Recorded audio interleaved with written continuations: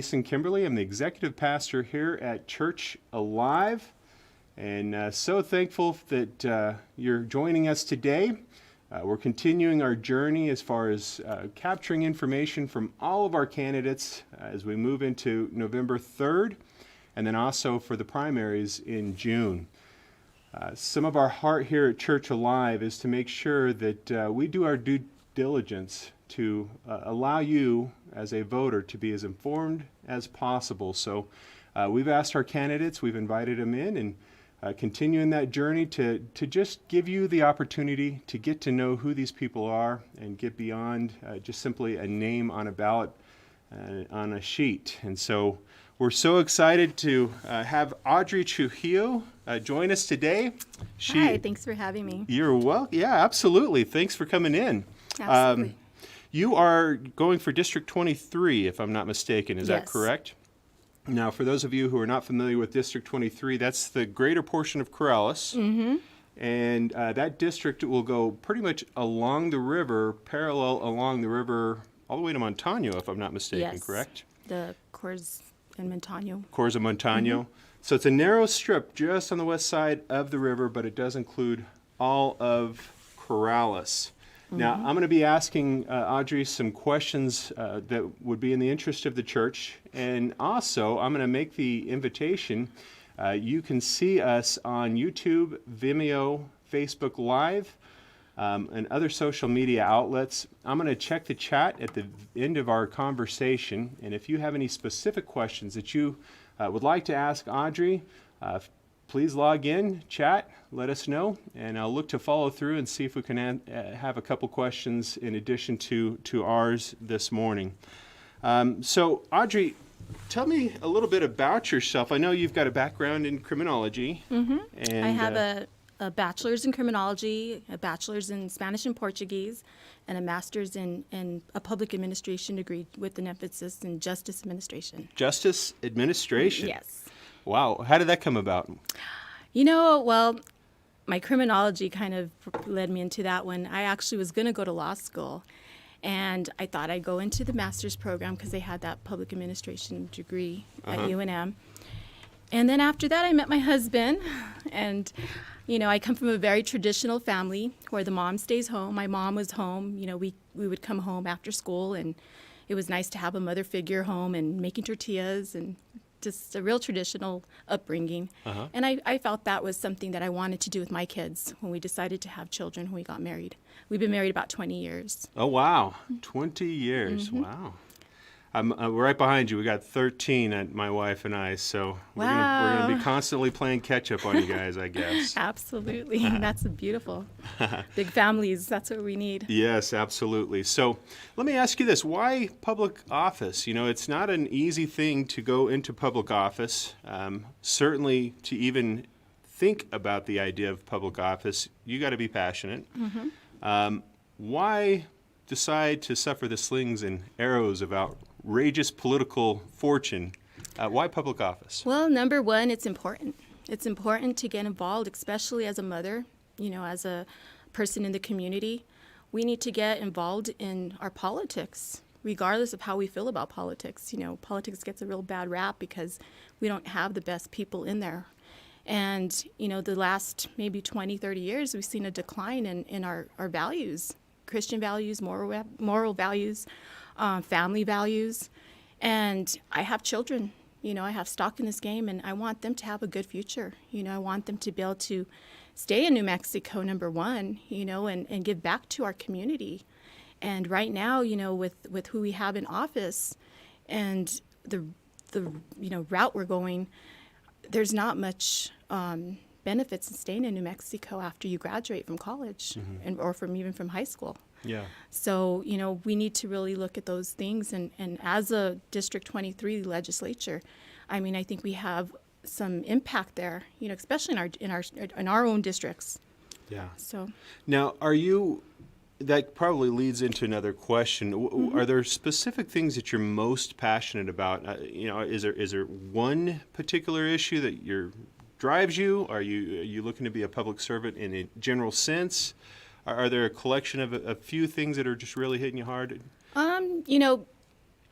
I I've always been a person to serve. I've always served in the church. I've served in my community.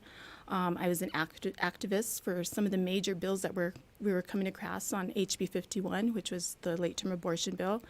I've been very active in our schools. You know, I was the PTA president of our Corrales Elementary School, our Taylor Middle School. Very active, and I thank God that I had the opportunity to do that because, you know, my husband was the provider in our family, and I wanted to stay close to our kids. I wanted to stay close to what was really happening in our communities. And so that was the passion, is, you know, being a servant of for our people, especially for God. You know, God is, you know, this is a calling on me. You know, that's the biggest thing. You know, politics was not something that I foresaw in my future. But this it's like a Wayne calling that I think God has prepared me for this time. Wow, very interesting. So let me get into some questions that the church, in a general sense, might be interested in hearing your positions on. One crucial issue, probably most central to those in the church, would be the preservation of the family unit. I know this is a broad topic, can hit several different areas, but you know, it can encompass things like protection of parental rights, family safety, family health, education, sexual orientation. You know, just trying to keep the family together as much as possible. Absolutely. But what ultimately are you looking to achieve to preserve and protect the family unit? Well, I think the family unit has been part of the downfall of our society because of the fact that they're taking away the position of the husband, the position of the man in the family. And through, you know, basically when that happens, when you don't have a father figure in a home, I think a lot of the problems that are stemmed from that, you know, even drug addictions, children that, you know, are unruly, go into the system. All those things stem from, I think, not having a father figure, a strong father figure. And I think those are the things that we need to look at. We need to reintroduce the values of the family, the core values. And those things have been lost with this whole progressive modern way of thinking, where women can have children with multiple people and not be, you know, have a traditional family husband in that manner. Yeah, yeah. So, preservation of life. You know, I know this is something that the country is very divided on. You know, also you could consider preservation life and protecting the unborn, but then, you know, assisted living near the end of life as well. Where do you stand on these issues, and what do you want to see accomplish in office? well, absolutely. I'm a big preserver of life, and at all stages. So, you know, I believe, you know, life starts at conception. I believe that we don't have the right, you know, it's God's will when someone dies, when at their end of life term. And I think there's the heartbeat bill that was introduced in the legislation, which has been kind of pushed, and it has not been accepted in New Mexico legislation. I would love to be on that board and really work on that, because I think that's, you know, it's not the absolutely perfect bill, but it's a step in the right direction. I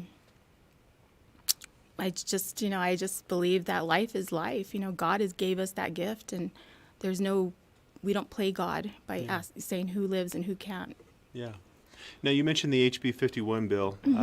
Obviously, this is an election year, so it went away. And only because it ran out of time, and they brought it back in the 30-day session, and that was a budgetary session. So we know where they're going with this bill. I was very active in that fight. I worked with my friend Elisa Martinez, who's also running for U.S. Senate. We had a big, you know, gathering of people that came together, all churches, and I think we have a huge Christian, just powerful people that can really fight against this, but we're going to have people in there that are going to vote against it. Right. And that's one of the biggest reasons why I'm running also, because without those votes, you know, luckily we do have some moderate Democrats in there that have been voting with us. And right now they're being all, their positions are trying to be, I guess, replaced by the progressives. Yeah. So we got to just make sure that we have those votes Yeah. because that's a big one. Yeah, oh, it definitely is. One issue that kind of just seems to be hiding beneath the surface is human trafficking. For a long time, personally, for me, I kind of had this idea that, yeah, trafficking, pedophilia, It happens sex somewhere crime. else. Yeah, Yeah. it happens in, on the other side of the Pacific, but not in my backyard. Certainly, we've heard things on federal levels with NXIVM, with Even on our local levels. Yeah. There's places up in Santa Fe, in Albuquerque, where they have actually had bus with, the human sexual trafficking. And, the one issue that I know that is going on is our police officers are not trained to report human sexual trafficking. It goes down as domestic violence. It goes down as other things. And I think the training needs to be there.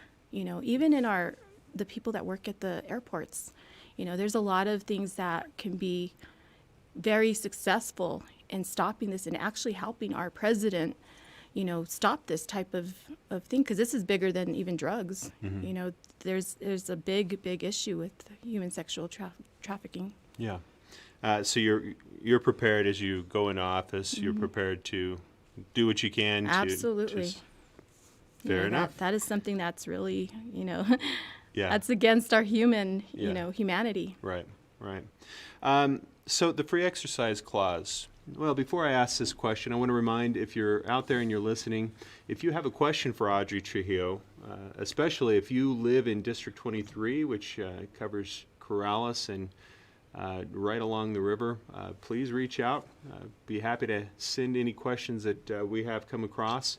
That'll happen in just a few minutes, so we'll take a glance in just a few minutes. But continuing my questions, the free exercise clause of the First Amendment. For those of you who might not be familiar, the free exercise clause is basically our freedom of religion, and then also the First Amendment comes down to freedom of speech in a general sense. Right. Where are you on these things? Absolutely a fan. I mean, our First Amendment is one of the biggest. We need to have the ability to, right now we're seeing how it's being infringed upon.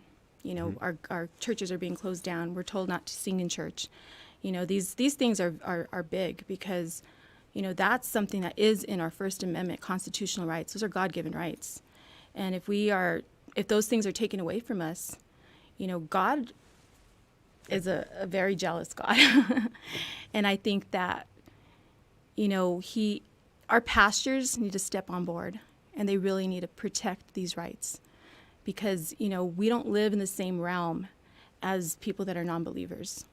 We have a higher calling, number one, and we also believe in prayer. We believe in coming together, and when that's taken away, I see it as an evil agenda. And I totally am for the First Amendment. I'm totally for exercising our rights as, religious people. And I think we need to really protect those rights. Okay. One last question. Second Amendment, obviously that's the right to bear arms. Some people would say that it's our Second Amendment that preserves the First Amendment. Right. Where do you stand on these things? Absolutely a Second Amendment fan also. I'm a constitutionalist. I believe that, we are given that God-given rights, and the Second Amendment is one of those. And, if you're a constitutionalist, the fact that the Second Amendment is actually, it's a right to protect ourselves from tyrannical government.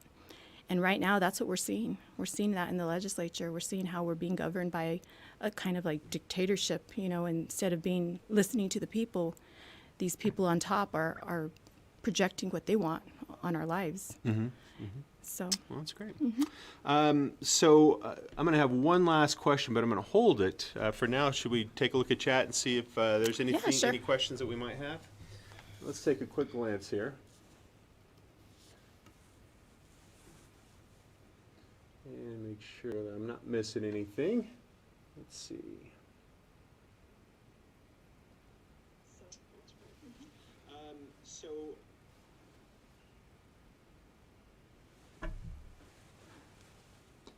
Let's see here.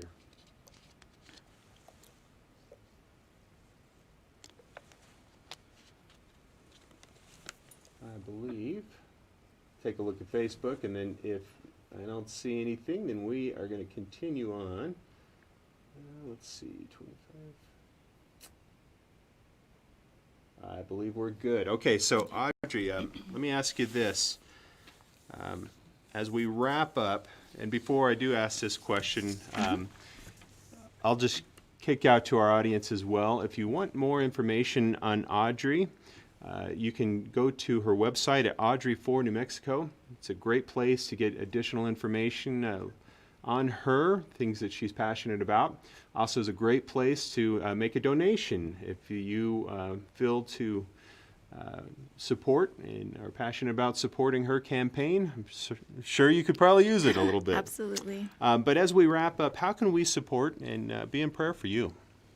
I believe in prayer. Absolutely, prayers are wonderful, and I think that's how, that's one of the most important things, even more than money.